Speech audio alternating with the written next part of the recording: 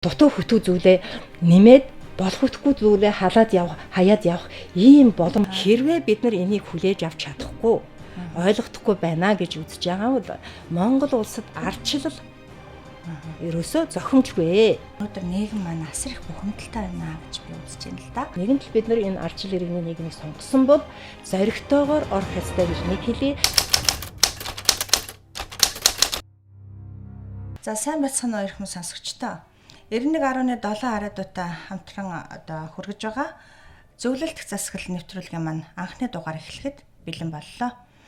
Тэгэхээр нэвтрүүлэг маань Монголын өнөөдрийн нийгмийн амьдралын, нийгмийн хөгжлийн тулгамдсан олон асуудлуудын шийдэл гарцсан хаана байна вэ, юунд байна вэ гэдэг асуудлаар эрдэмтэн судлаачдынхаа судлаачтайгаа зөвлөлдөх зорилготойгоор ингэж хийгдэж эхэлж байгаамаа.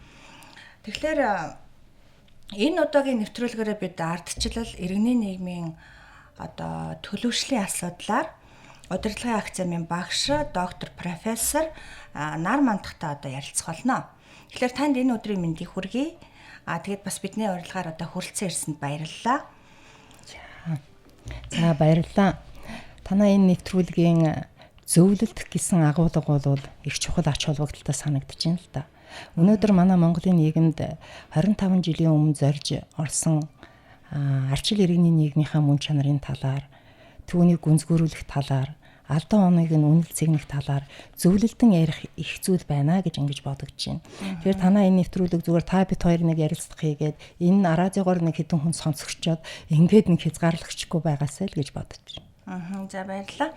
Тэгэхээр ер нь миний ойлгож байгаагаар өнөөдөр нийгэм маань асар их бухимдалтай байна гэж би үзэж байна л да. Тэгээд энэ ардчил гэдэг чи явж явсвал анархизм болчлоо. Сүүлийн үед бас энэ дүүр эсгсэн ардчил гэж бас хүмүүсийн амнаас гарах боллоо. Тэгэхээр эндээс соёлоо яриагаа эхлэх үү? За тэгээ. Тэгээд дүүр эсгсэн ардчил гэсэн ойлголт Маямрын сөрөг хүчний ус төрч Сан Сучины манай Монголд унсан лекцнээс ихтэй гэж би бодож байна. Тэгэд энэ хүний лекцнээс анхаарал татсан би нэг 3 асуудал энд хүндээ гэж бодож байна л да. Ер нь ардчлалыг анханаас нь зөв эхлэх хэрэгтэй гэж энэ хүн бронцол тэмдэглэсэн байгаа. Гэхдээ энэ нь шин тутам эхэлж байгаа төдийгүй ардчилсан замаар олон жил явсан улсууд хүртэл анхаарах хэрэгтэй байна гэсэн ийм санаа. Хоёр дахь нэг санаа нь гэхээр зэрэг үндсэн хууль нь зөв байх ёстой юм а гэж. Өөрөөр хэлбэл зорж яваа нийгмийнхаа мөн чанарыг бүрэн илэрхийлсэн байх ёстой.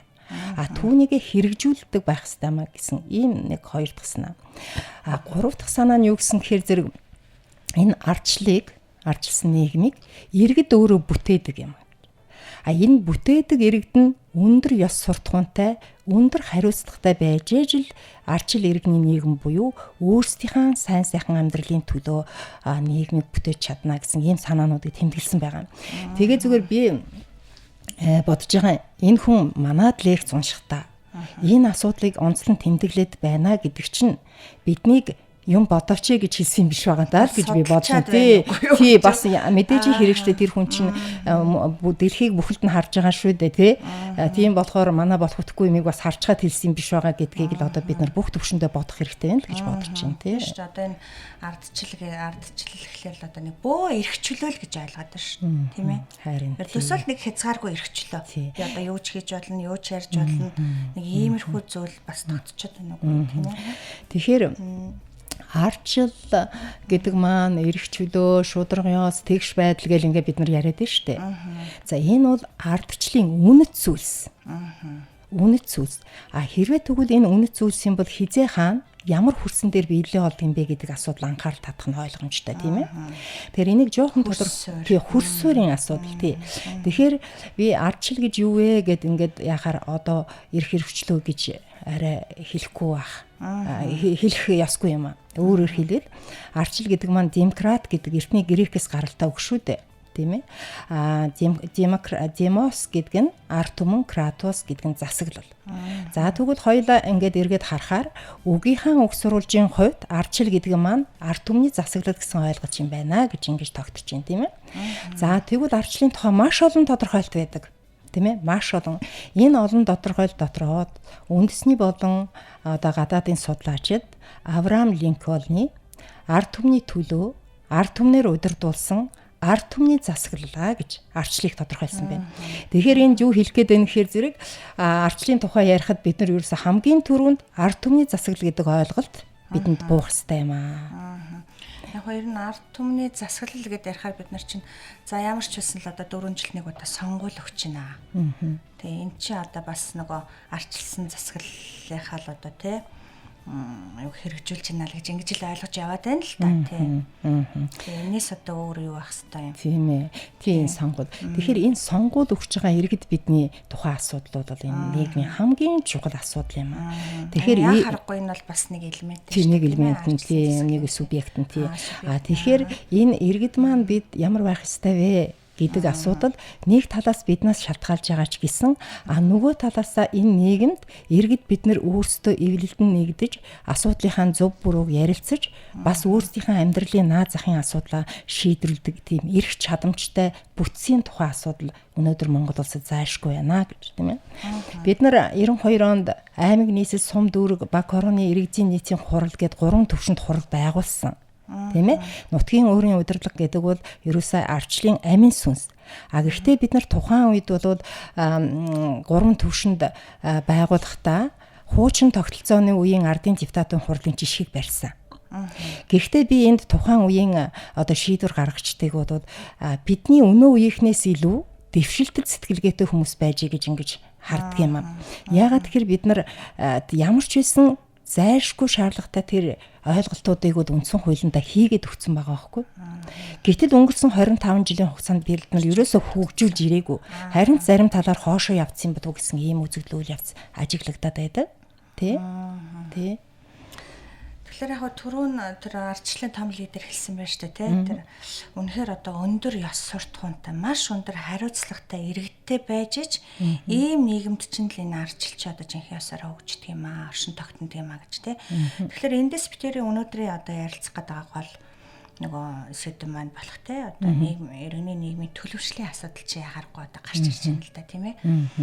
Тэгэхээр ер нь иргэний нийгэм гэж одоо ямар нийгэм хэлэх юм бэ? Бид одоо 25 жил ингээ байгуулж байна гэдээ явж шít.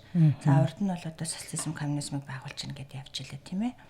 Тэн дээр одоо таас татгалж. Тэгэхээр өнөөдөр манай нийгэмд бол иргэний нийгэм гэхээр төрийн бус байгууллагууд, иргэний нийгмийн хөдөлгөөн, хідэн иргэдэл иргэний нийгэм гэж хэдэн шít. Яг нь стол яг таны хэлдэг нэг төрийн бус байгууллага л одоо. Тийм гэдгийг баг хэлчихэд ойлгочоод нийгмээр ойлгочоод байна шít тий. Уг нь бол энэ иргэний нийгэм гэдэг одоо асар олон жил ярьж шít тийм ээ. Тэгэхээр бид нар үндсэн хуулиндаа хүмүүнлэг иргэний ардчилсан нийгмийг цогцолтон хөгжүүлнэ гэж заахта хэдэн төрийн бус байгууллагыг бий болгоно гэж бодож байгааг нь ойлгомжтой шүү дээ тийм ээ. Тийм. Тэгэхээр ер нь иргэний нийгмийн мөн чанарыг ярихын тулд хамгийн одоо онцгойлох тодорхойлтнууд иргэнээ дээдэлсэн. Иргэн энэ нийгэмдээ эрхэн давмгайлсан. Тэгээд иргэн сайн сайхан амьдралаа өөрсдөө бүтээдэг гэсэн түрүүний нэг ойлго гараа. Энийг наривчлаад иргэн одоо гол хүн байх нь шүү. Иргэн гол хүн байх нь тий. Иргэн л гол хүн байх нь тий. Тэгэхээр энэ иргэн гол хүн байхад бид нар яагаад өнөөдөр иргэн гол хүн гэдгээ бид нар ч мэдэрдэггүй, тэд маань ч боломж олохгүй яваад байна гэдэг асуудал бас анхаарал татах байх л да. Би ингэж бодож байна. 1992 оноос хойш энэ одоо төр засгийг байгуулж хүмүүсийг сонгож томилгоожуулахдаа энэ нийгмийнхаа мөн чанарыг илрүүлээд тэр нийгмийн сайн сайхан зүйлийг бидэнд одоо олгооч гэж ингэж тавьсан биз дээ. Тэгтэл уг нь бол иргэдийнхаа дотроос гарсан юм шүү дээ. Тий, гарсан юм шүү дээ тэд нар. Бахаа нэгтгээс унаад ирээгүй шүү дээ тий. Ирээгүй байхгүй тий. Тийм тэгэхээр зэрэг нөгөө иргэд маань өөрсдөө тий иргэдийнхаа сонголтоор гарч ирсэн тийм ээ. Тэгэхээр одоо нэг ийм зүйл байдаг да. Эрхийг нь тэ өөрсдөө эрхээ мэдэхгүй байвал түүнийг нь булааж авахар биш. Харин ухамсарлуулж сэтгэлгээг нь өөрчлөх замаар эрхийг нэдлүүлэх хэрэгтэй гэсэн үгийг эртний сэтгэгчид судлаачид бол хэлсэн байдаг. Тэгэхээр би энийг юу гэж хэлэх гээд байна гэхээр бидний ас одоо сонгогдож байгуулагдсан энэ төр засаг үүргээ биелүүлэхгүй байна гэж хэлэх гээд байна. Энэ чиглийн бодлого судалгаа үйл ажиллагаа юм. Нөгөө талаас бид нар 92 онд иргэний нийгэм гэдгийг сонгосон. Иргэн болгон одоо сонгоод өгдөг те. Ингэж сонгочход тэ хэдүүлээ ерөөсө хуучин шигэ гүндүүгөө хал балгүй томоотой. Нэг удад алгаа тосч юмгуучаад нөгөө бол бусдыг буруутгачаад суугаад байна штэ. Тэр эн чинь л өөрөө энэ нийгмээ иргэд бид нар бас ойлгохгүй Энийхээ төлөө зүтгэхгүй. Яг л хуучин хуучин сэтгэлгээ гэдгээ ойлгохгүй эрх чөлөө яриад байна шүү дээ. Тийм. Тэгэл нөгөө хуучин сэтгэлгээгээр л байгаад байна гэсэн үг болох гэдэг шүү дээ. Тэгэхээр энэ нийгмийн цогцлон хөгжүүлэх тэр бүтэц тогтолцооны юмыг л өнөөдөр одоо бид нар урд урдаасаа илүү ярьж, тийм ээ, тэрнийг бүтээн босгохгүй бол энэ нийгэм цаашдаа хаашаа явах юм бэ гэдэг бол Монголын иргэн бүрийн сэтгэл зовоосон асуудал байгаа л гэж би бодож байна. Тийм. За уучлаарай би зэрэг жоох миг таних жоох сул ороод байна. Төрөөнийхээ тэгээ яах вэ? Ооцсон. За. Тийм. Тэгэхээр бас нэг гадаад хүний тухай ярих гэдэг л да. Нөгөө Японы эрдэмтэн Фукuyama гэдэг тийм бас энэ ардчлалын эхний үед манайхан тэг зөвлөж ирсэн гэдэг. Тэр эрдэмтэн маань бас энэ иргэний нийгмийн төлөвшөлт чинь бас нэг юм тодорхой үе шатуудыг дамждаг юм аа гэж хэлсэн байгаа шүү дээ. Түүнээс нэг өдөр бас ингээд бий болчихдаг юм бишээ гэж тийм. Тэр энэ дээр та бас тодруулж сонирхолж ярихгүй юу? За тийм. Фукuyama 4 үе шатыг тодорхойлсон байдаг л да. За анхных нь үе шат гэхээр зэрэг ерөөсөө арчил иргэний нийгэм гэж юу юм бэ гэдгээ оюун тархиндаа босгох хэрэгтэй гэж. За барилгаар хэлэх юм бол нөгөө архитектор гэдэг үедээ ямар барилга барих вэ гэдгээ нэг босгодог үедээ те. Энийг босгох хэрэгтэй гэж. Тийм ерөөсөө арчил гэж юу юм бэ гэдгээ те. Дараа нь болохоор зэрэг хоёр дахь үе шат нь болохоор тэр зөв зүйтэй босгосон юмаа хуульчлах ёстой гэж. Тий. Дараагийн шатанд нь юу гэдгөө гэхээр тэр арчлын үнэт зүйлс иргэдийнх нь амьдралын бүр өдөр тутмын хэвшил, итгэл үнэмшил болцсон тэр нь хэрэгждэг байх тухай асуудлаа гэж хэлсэн байдаг тий. Тэр яс суртахуун. Тий, яс суртахуун. Тийм, итгэл үнэмшил болцсон бүр тэр нь ерөөсөө тийм тий. Зүрх сэтгэлээрээ мэдэрсэн. Тийм. Дутуу хөтөө зүйлээ нэмээд болох үтггүй зүйлээ хаяад явах ийм болом хэрвээ бид нар энийг хүлээж авч чадахгүй ойлгохдохгүй байна гэж үзэж байгаа бол Монгол улсад ардчлал ерөөсөө зохимжгүй. Өнөөдөр нийгэм маань асар их бухимдалтай байна гэж би үзэж байна л да. Нэгэн тал бид нар энэ ардчил иргэний нийгмийг сонгосон бол зоригтойгоор орох ёстой гэж нэг хэлье. Тэгэхээр манайх одоо яг энэ саяны тэр шатлсан шатнаа гэдэг юм уу тэг хаана явж байна одоо таны харуул. Ингээд бодохоор ч бас ер нь арай болоогүй ч юм уу. Тэг яг ингээд шатлалын дагуу ингээд дүгнэлт хийх тэр нь хаана явж идэг юм бэ? Нэг талаасаа шулуухан, нөгөө талаасаа их төвөгтэй асуулт асууж байна. Тэгвэл би нэгэн асуусан учраас хариулъя. Өнөөдөр бид нар ардчил иргэний нийгэм, ард түмний засаглал, нутгийн өөрийн удирдлага гэсэн иргэдийн оролцоо хяналт тийм ээ гэсэн ардчлалын амин сүнс болсон ойлголтуудаа бид нар зөвөр тодорхойлж чадсан уу үгүй юу гэхэд миний хувьд бол үгүй гэж хэлчих гээд нэгэнт тэрнийгээ зөвөр тогтоож чадаагүй юм чинь цаашдаа одоо тэр шатны тухай ярих шаардлага байна уугүй л гэж бодож байна да. Гэхдээ энэ хувь хүний бодол шүү дээ. Та нөхдүүдийг зөвлөлдөн гэхээр зэрэг би өөрийнхөө оюун санаанд 20 жилийнхаа хөдөлмөр судалгааны үр дүнд бий болсон юм а илэн далангуй ярьж байна тий. Тэрнээс энэ зөвөө гэж нэг айхтар шахаад байгаа юм биш шүү дээ тий. За тэгэхээр зүгээр яг хөө ингэж ойлгочихно л да бас иргэний нийгэм гэхлээр чинь ердөөсөө л тэгвэл энгийн үгээр ярих юм бол зүгээр л одоо жирийн бид нар шиг иргэд одоо сайхан амьдртгал нийгэм юм байна.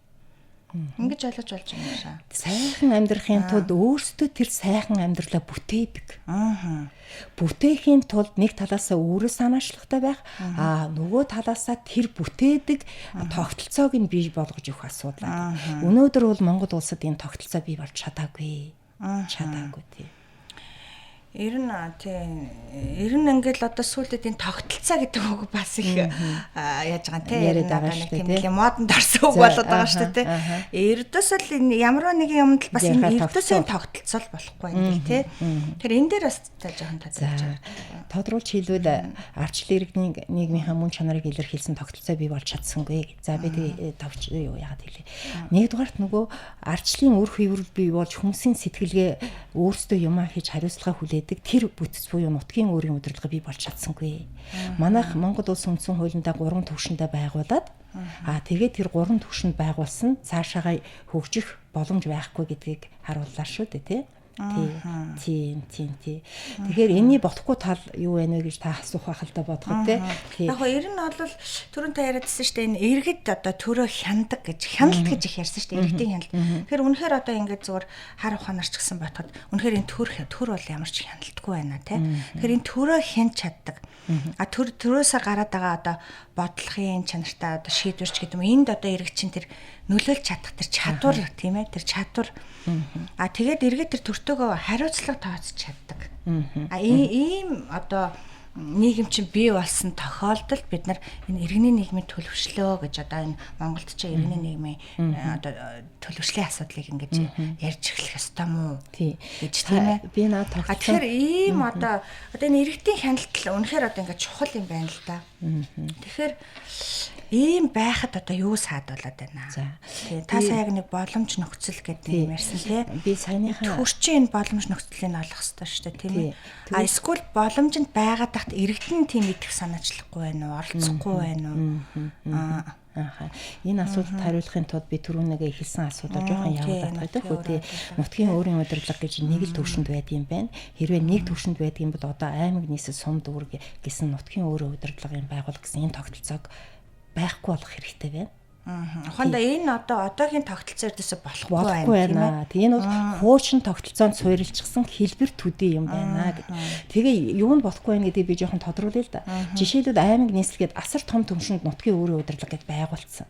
Тэгсэн нөгөөдүүл нь болохоор зэрэг өөрсдийнхээ одоо хий гэсэн тэр зүйлийг магадгүй ямар ч хийж магадгүй хурал нэрийн дор хийгээд хөрөнгө мөнгө өргөө зарцуулаад зарим тохиолдолд тэгээд засгийнхаа нэгдсэн бодлого захирагдахгүй ийм нөхцөл үүссэн байгаа.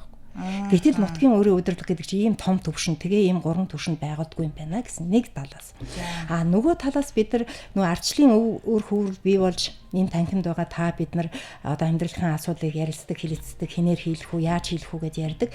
Тэр бүтц болсон өнөөдрийн баг хорооны хуралд чинь хүн очихгүй шүү дээ. Нэгдүгээрт очихгүй байгаа нь буруутай боловч очих сэтэл төрүүлэхгүй асуудал шийдэхгүй болохоор хэн тийшээ очих вэ? Хэдэн ахмад настан одоо ажилгүй дахир дутуу хүмүүсийн цөөн хэдэн хүн очдог. А тэд нар нь очихоор яах вэ гэхээр зэрэг надад ямар тусламж үзүүлэх гэж чинь тэ одоо ямар юм ирж ин тэрнийг л мэдээлэл авах гэж ирдэг болохоос энд ярьж байгаа асуудлыг ерөөсөө одоо тэр ярьдаг одоо мөн чанарын ач гэдэг юм уу тэ өөрөөх тэр өөрийг арайлаг л ерөнхийдөө ойлгохгүй шүү. Гэтэ яг таны хэлдгээр энд чинь төр засганд буруутай юм уу иргэд өөрөө буруутай. Би ахаад нөгөө тогтолцооныхаа дуусгах гээл энэ уучлаарай тэ. За нэгд нь энд нутгийн өөрийн удирдлага гэж өөр юм байна. Гуравт нь буруу тогтсон хурлаа өөрчлөх ёстой. Дөрөвт нь энэ нутгийн өөрийн удирдлага чинь өөрөө зөв төлөвшсөн нөхцөлд нөгөө төр гэж бидний яриад байгаа эрх мэдлийн байгууллагууд биш үү тий. Нөгөө их хурал, засгийн газар, шүүх тийм ээ. За тэгээд нутгийн өөрийн удирдлагыг авчаар нутгийн удирдлагын захиргааны байгууллага гэд гараад ирлээ шүү дээ. Энэ байгууллагуудын хажууд иргэдийн оролцоо хяналтын тогтолцоо механизмуудыг байршуулах хэрэгтэй. Хажууд нь аль биесээр. Жишээлбэл их хурлыг хэлье. За. Жишээлбэл хоёр танхимтай парламентын асуудал манай Монголд бол нэн чухал болчихжээ гэж. Одоо бол улс төрийн намын танхим ерөөсөө улс төрийн нам гэж тэр одоо сэтгэлгээ хандлага нь юу вэ тэрүүгээрээ л юм хийгээд байдаг. Бид нар юу ч хийлээд нэмэр байдгүй. Тийм учраас энэ хоёр танхимтай парламентыг өнөөдрийн 76 гишүүний бүрэлдэхүүнд багтаагаад байгуулахад болохгүй гэх газаргүй гэдгийг гадны дотны одоо улс орны жишгийг харахад боломж байна. Хоёрдугаарт нөгөө нутгийн захиргааны юу чин гараад ирсэн шүү дээ нутгийн өөрийн удирдлагаас салаад. Энийний хажууд ямар хяналт байх юм бэ гэхээр зэрэг 7-9 хүний бүрэлдэхүүнтэй иргэдээсээ сонгогдсон энэ хүмүүс чинь нөгөө хуулиар авсан эрхээ биелүүлж чадж гин үгүй юу гэдгийг хяндаг ийм тогтолцоо байх хэрэгтэй байна гэд. Тэгэхээр л нөгөө арчил иргэний нийгмийг одоо төлөвшүүлнэ тэнд нийгэм хүн төлөвшнө гэдгийг ингэж томоор нь авч үзэхгүйгээр бүгдээрээ энэ тэндээс нэг жижиг сажиг юм яриад ахаар чинь магадгүй зарим тохиолдолд бүр үр дүнтэй ч биш сөрөг юм бий болох магадлал байна гэдгийг л одоо энэ тэмдгүүл яриад байна шүү дээ. Тэгэхээр ерөнхийдөө энэ нутгийн өөрийн удирдлага гэдэг байгаа чинь одоо энэ одоогийн энэ юг бол ердөөс одоо огт байхгүй болохыг гэж ингэж байна. Тэ ердөөсөө цоо шинээр нэг юм бий болох гэж гэж яг ийм биш байна л гэж хэлж байгаа байхгүй. Биш байна тийм ээ.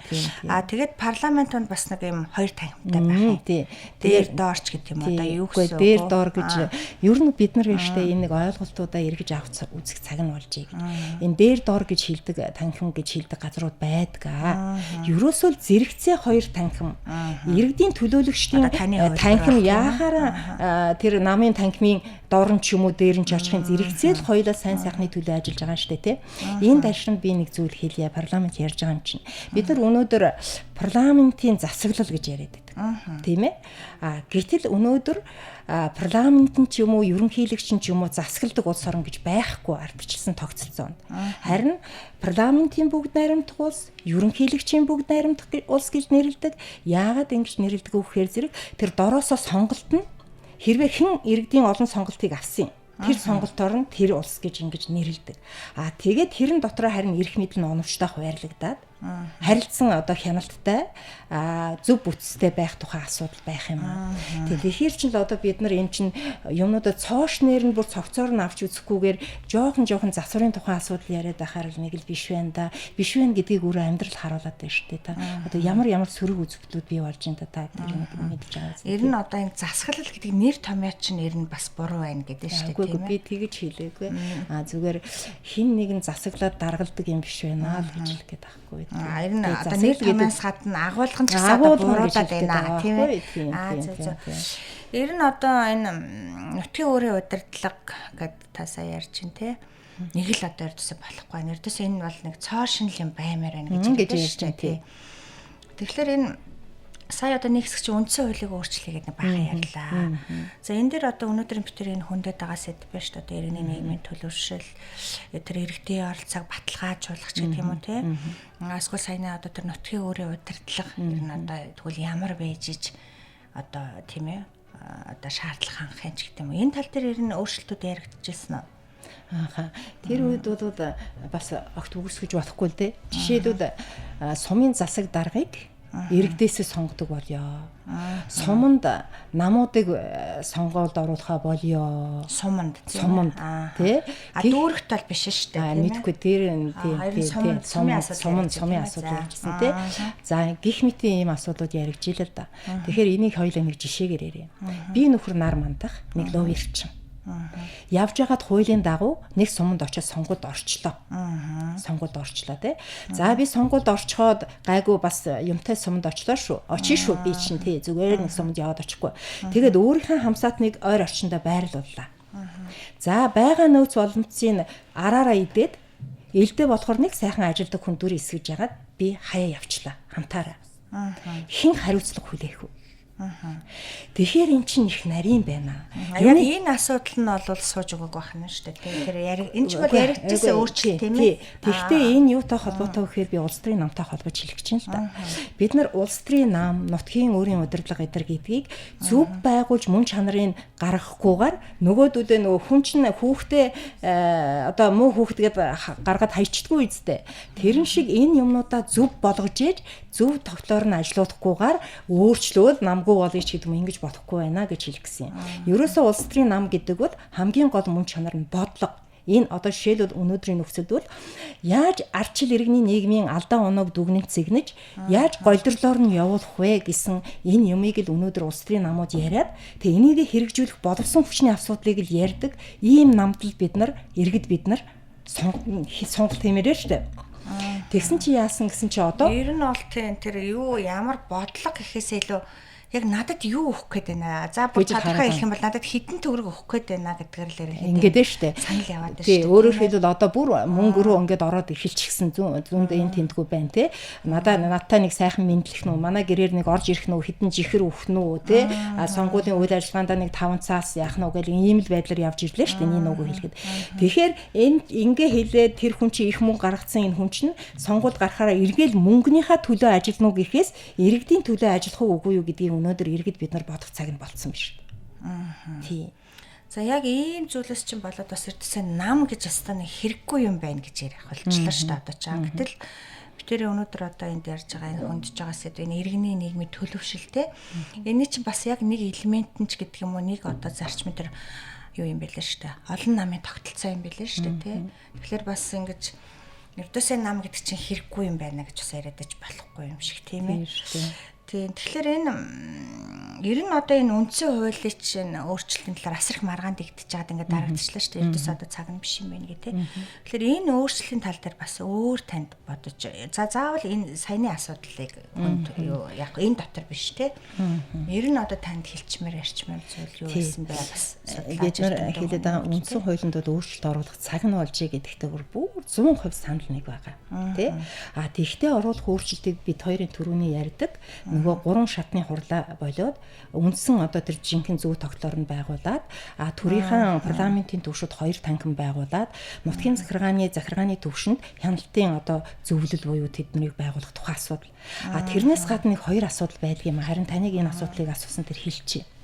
Жишээлбэл бид нар ингээд ардын депутатуудын их хурл бол төрийн эрх барих байгууллага гэд хуучин төвлөрсөн тогтолцооны үед хэлж илээ да.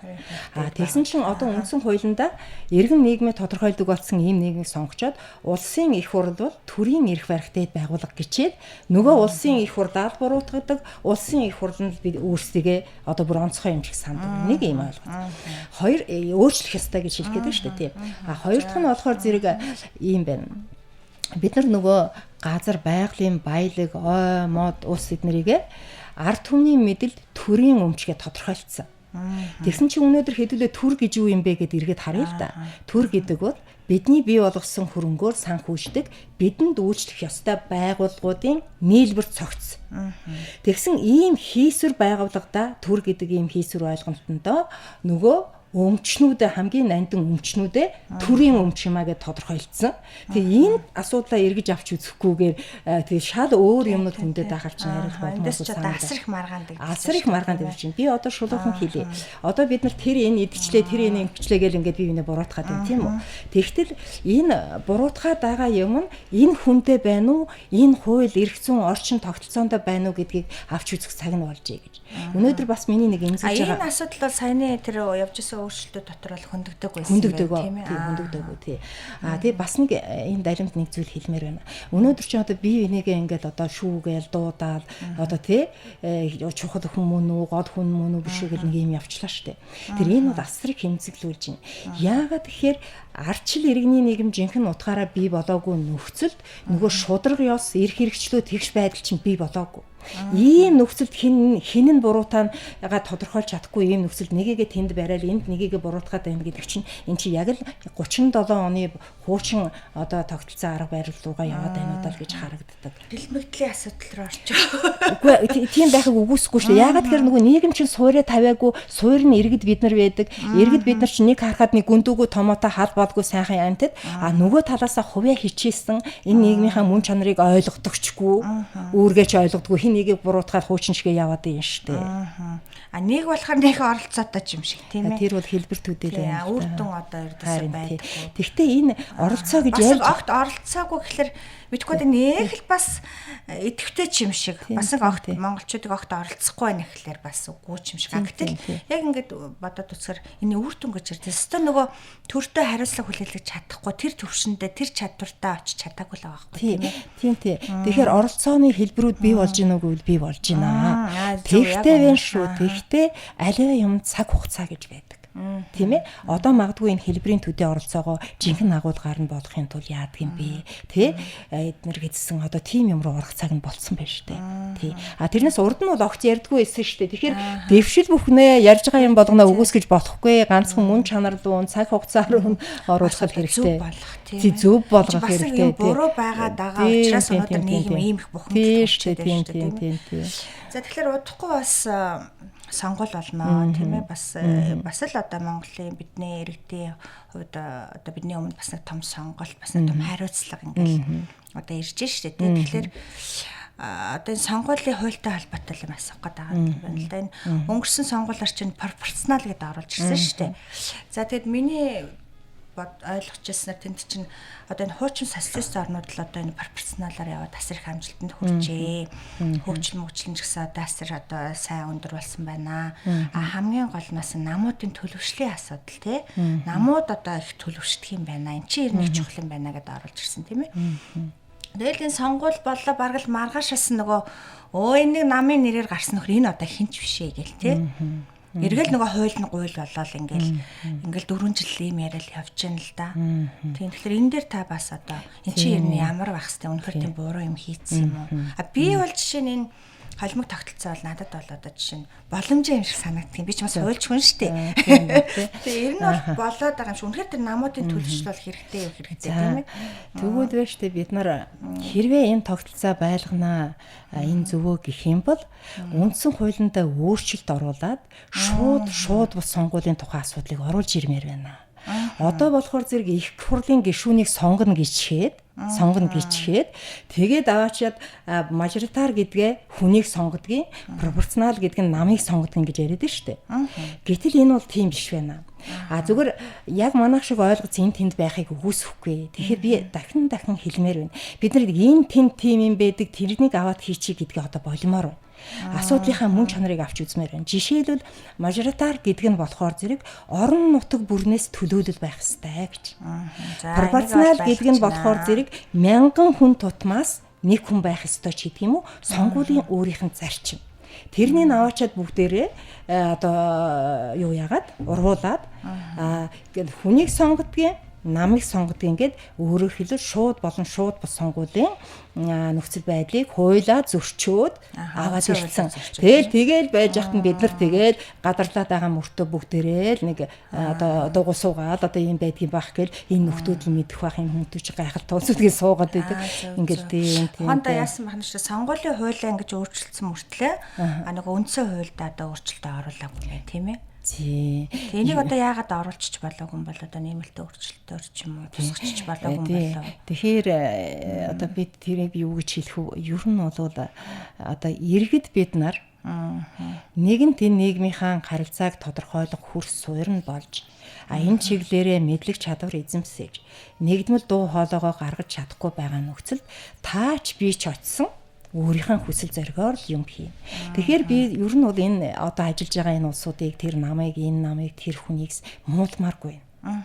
Харин тогтолцоогоо өөрчлөхөөр гарч ирж байгаа тэр хүмүүс гараад ирээсээ тэрнийг нэг дэмжиж явах юмсан тэрийг нэг одоо тийм хүнд биднэрт хэрэгтэй байна. Өнөөдөр одоо манай эмэгтэйчүүдийн байгууллага дээр би бас сонгуультай л да. Эмэгтэй хүн одоо манайхан дэвших ёстой л гэж ярьж байгаа. Би тэрэн дээр хэлсэн. Өнөөдөр эрэгтэй эмэгтэйгийн тухай асуудал биш байна. Тэр нам сайн муугийн тухай асуудал биш байна. Өнөөдөр энэ нийгэмдэр тохиолдод байгаа энэ тулгамдсан асуудлын гарцыг шийдэх тухай үзэл баримтлал тэрнийг хэрэгжүүлэх чадвартай боловсон хүчний асуудлыг л энэ сонгуулиар гаргаад ирээч л гэж хэлэх гээд байна. Дутуу хөтөө зүйлээ нэмээд болох үтггүй зүйлээ хаяад явах ийм боломж хэрвээ бид нар энийг хүлээж авч чадахгүй ойлгохдохгүй байна гэж үзэж байгаа бол Монгол улсад ардчлал ерөөсөө зохимжгүй. Өнөөдөр нийгэм маань асар их бухимдалтай байна гэж би үзэж байна л да. Нэгэн тал бид нар энэ ардчил иргэний нийгмийг сонгосон бол зоригтойгоор орох ёстой гэж нэг хэлье. Тэгэхээр битэрийн бас нэвтрүүлгийн цаг нэлээд явчих шиг боллоо. Танаас би бас ингээл энэ тэнтэй самч хийвэл биш юм бол бас нэлээд юм асуулаа л да. Тэгэхээр та нэг одоо яг хоёулаа саяныхаа ярьсан тий зүйлүүдэд та нэг сайхан ингээд нэг бацаад нэг бас сонсогчтой тийм ээ нэг сайхан ингээд тодруулаад хэлээтгэж. Өвлөгдсөн ядуу. Бид нар ч урд нь ингээд ярьдаг байсан биз дээ.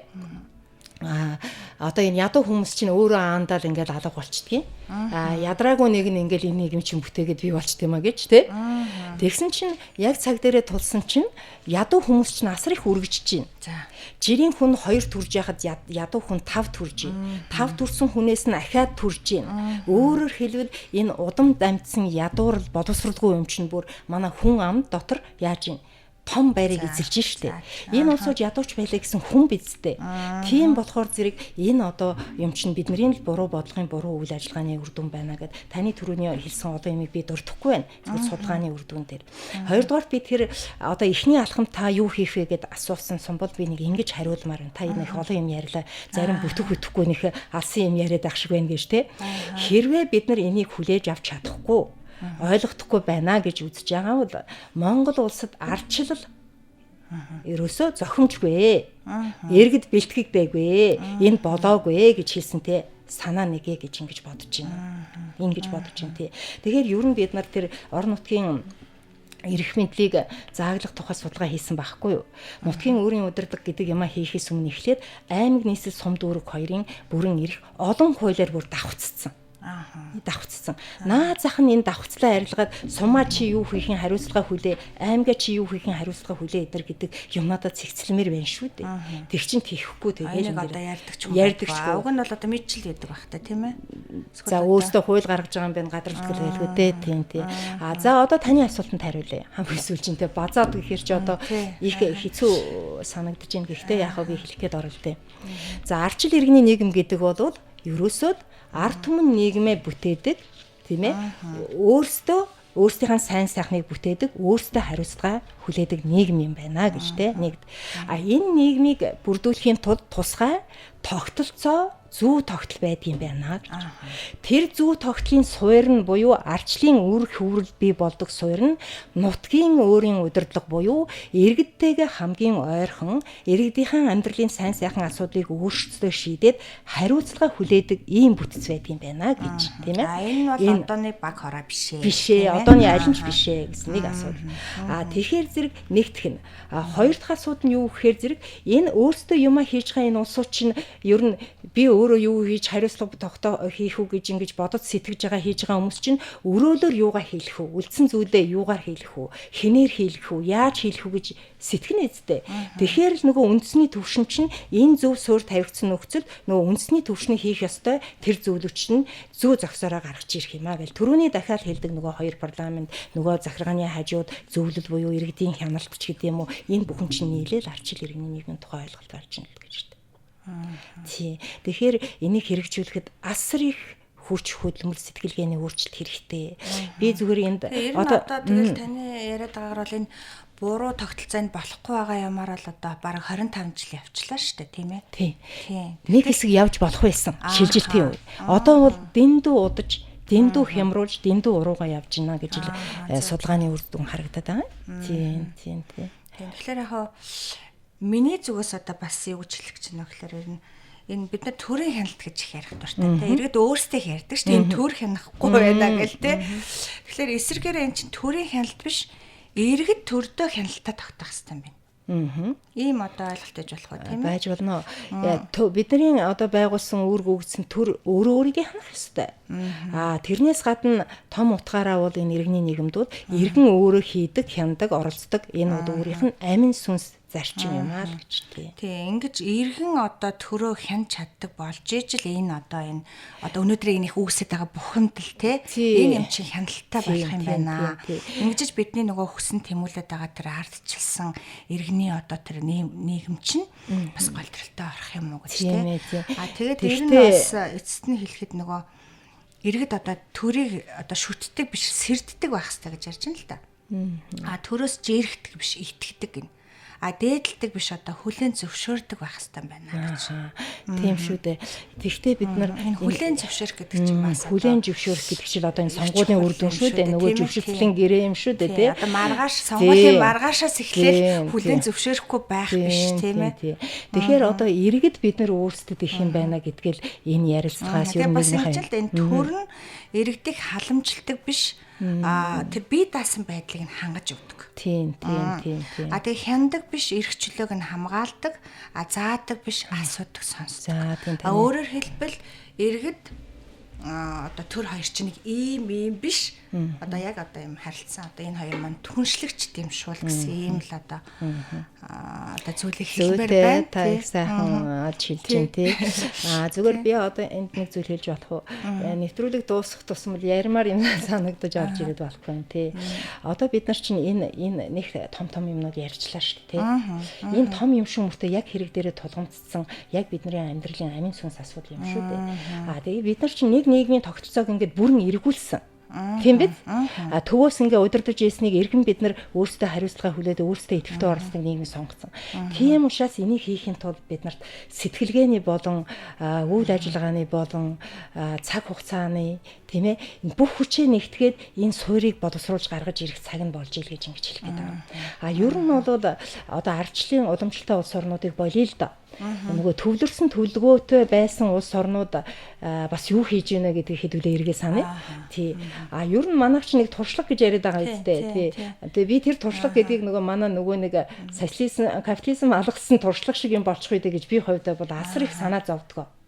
Улсуучин гаднаас нь харахаараа зэрэгэл үнэхээр л одоо ардчлалын яасан энэ олон төвшөнтэй олон байгууллагатай нэтрэгэл ингээл харан шүү дээ тий. Ер нь зүгээр бас нэг дугуйг шинээр бүтээх хэрэггүй гэж бас ярьдаг шүү дээ. Тэгэхээр бас яг үнэхээр тийм одоо сонгогдсон сонгомолч гэдэг юм уу үнэхээр амьдрал дээр одоо үр дүн харагдсан одоо сайхан туршлага байж болно шүү дээ. Одоо тэр нутгийн өөрийн удирдлагч нь тэгвэл одоо яаж явагдаад идэв юм уу? Яаж энэ чинь одоо зөвш одоо юу гэдгийг голдролт нь оруулаад ер нь яаж энэ чинь сайхан ингээд одоо тэр болохгүй байгаа юм чигээ болгоод яваад байна вэ? Бас ийм зүйл байхыг үгүйсэхгүй тийм ээ. Гэхдээ би вэштэй зүгээр энэ хүндээ гэж ярихад туршлага гэхээсээ илүүтэй ардчил иргэний нийгмийнхаа мөн чанарыг өөрсдөө ойлгоё. Ойлгосон тэр хүссэн дээрээ улс орныхоо онцлогийг дуусгасан тэр одоо байгууламжаа буюу одоо барилга барья, зөв барья гэж хэлгээд байхгүй. Тэхийя зөв барьсан нөхцөл бидний амьдрал сайн сайхан болно. Энийг өөрсдөө бүтээнэ гэж тийм. Тэгээ энэ амаргүй гэдэг нь ойлгомжтой. Ер нь тэр түрүүн дурдаад өнгөрлөө би төвлөрсөн тогтолцоотой байсан улс орнуудаас юу хийж гэнэ вэ гэд товчхон хэлчих болох уу? Цаг яваад байна тий. Өөрөөр хэлбэл нутгийн өөрийн удирдлагыг төлөвшүүлэх талаар бүтэн одоо тийм бодлогын баримт бичиг гаргасан улс орн байна. Эрх зүйн зохицуулалтаа биеийн даалгад хийсэн улс орн байна. Ардчлал иргэний нийгмийн уламжлалтай энэ улс орнуудад иргэдээсээ сурах, ажиллах асуудлыг албан ёсоор дэмжиж явуулж байгаа улс орнууд байна. Ардчлалын уламжлалтай зөв зүйтэй гэж байгаа орнуудаас өөрийнхөө улс оронд хүмүүсийг урьж, ажилуулж, амьдруулж тэр ардчлалын үнэт зүйлс эзэг хүмүүсийнхээ оюун сэтгэлгээний одоо цөм болох орлого хийж байна. Алдаж байна, онж байна. Гэхдээ энэс өөр нэгэн тал бид нар энэ ардчлал иргэний нийгмийг сонгосон бол зоригтойгоор орох ёстой гэж нэг хэлий. Нөгөө талаасаа бид нар чи одоо Чингисийн үр сад эзтэй. Тэгэхээр чинь биднэрт бусдаас илүү чадварлаг, бусдаас илүү ухаантай, бусдаас илүү эренбий зоригтойгоор энэ ардчил иргэний нийгмийнхэн хөрсөн төвшингийн сайн сайхан зүйлийг аваад дутуу хөтүү зүйлээ нэмээд болох утгагүй зүйлээ хаяад явах ийм боломж чадал ухааныг биднэрт өгдөөдс чинь энэ тэдний үлдээсэн энэ газар нутгийн одоо агаар те бид нар чинь хилдэгчтэй хүүтнийхэн биднийг ухаантай болгодог гэд ийм байж болно үстэй. Тэгэхгүй аваачаал нэг Африкийнхэн шиг болох юм ч гэдэг юм уу эсвэл Солонгос гэдэг юм уу Америкч гэдэг юм уу Японч гэдэг юм уу ингээл нэг хамаагүй хийсвэр юм дээр яриад ингэж байдаг нь буруу байна л гэж хэлэх гэсэн юм. Дутуу хөтүү зүйлээ нэмээд болох утгагүй зүйлээ хаяад явах ийм боломж хэрвээ бид нар энийг хүлээж авч чадахгүй ойлгохдохгүй байна гэж үзэж байгаа бол Монгол улсад ардчлал ерөөсөө зохимжгүй. Өнөөдөр нийгэм маань асар их бухимдалтай байна гэж би үзэж байна л да. Нэгэн тал бид нар энэ ардчил иргэний нийгмийг сонгосон бол зоригтойгоор орох ёстой гэж нэг хэлий. За бид доктор нар мандахта ардчлал иргэний нийгмийн төлөвшлийн асуудлаар ярилцлаа. Зөвлөлт засаглал нэвтрүүлгийн маань энэ удаагийн дугаар үгээр өндөрлж байна. Дараагийнхаа одоо шинэ дугаараар уулзах хүртлээр баяртай сонсогчдоо.